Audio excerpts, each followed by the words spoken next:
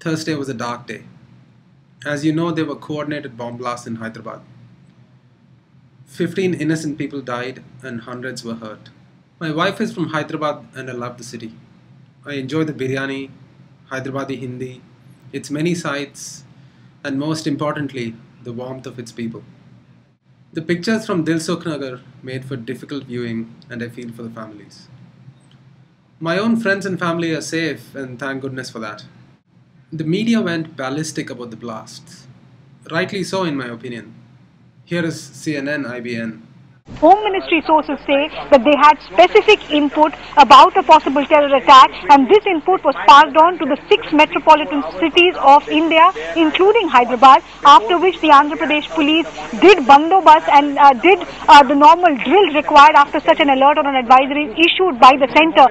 Yet the dead could not be, the dead and the injured would ask that, why is it that their tragedy could not be prevented when there was a specific input from October. Delhi police and the central agencies knew about Maqbool's recce of this area. Why is it that this blast could not be prevented? The parliament is in session. Home Minister Sushil Kumar Shinde will have to answer some tough questions, even as we learn that he is preparing to fly down to Hyderabad and get a first-hand account of what really went wrong. Times Now's Arnab Goswami also said the deaths were, quote, preventable. Remember that word, preventable. We'll return to it many times during the course of this conversation. But overall, the media's point is a fair one. Our intelligence just was not up to the mark, and the deaths should have been prevented. But once the initial shock of the blasts wore off, my thoughts turned to another group of innocent people that died yesterday. 5,500 children under the age of 5 died in India yesterday. 62% of them died from preventable causes. That's 3,400 children that we lost yesterday due to preventable causes. Where did I get those numbers from? CNN IBN again. India has the highest number of newborn deaths in the world. More than 4 lakh children die within the first 24 hours of life due to diseases that are preventable. One child dies every 15 seconds in India. Over 4 lakh newborns die in the first 24 hours of their life. 90% of deaths are due to preventable diseases like pneumonia and diarrhea. Study after grim study confirms the magnitude of the problem. A report by the Registrar General of India says most of the deaths are caused by 5 preventable causes: pneumonia, low birth weight, diarrhea, neonatal infections, and birth trauma. The report goes on. Each of the major causes can be prevented or treated with known, highly effective, and widely practicable interventions.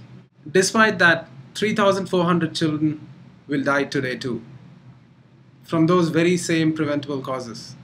Tomorrow too, 3,400 children will die, and the day after, and every single day of the year.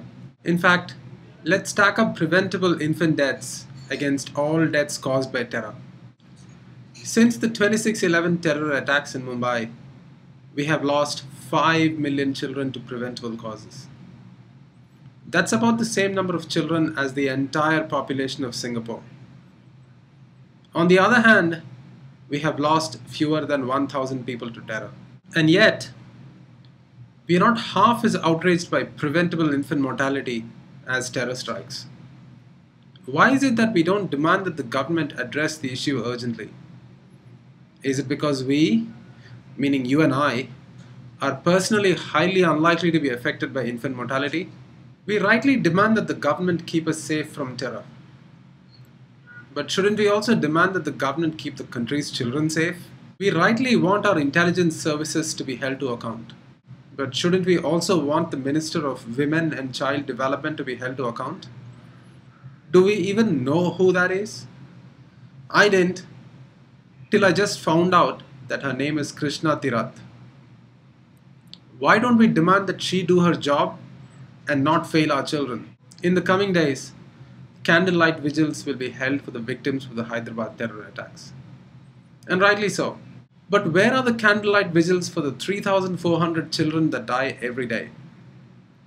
Think it over.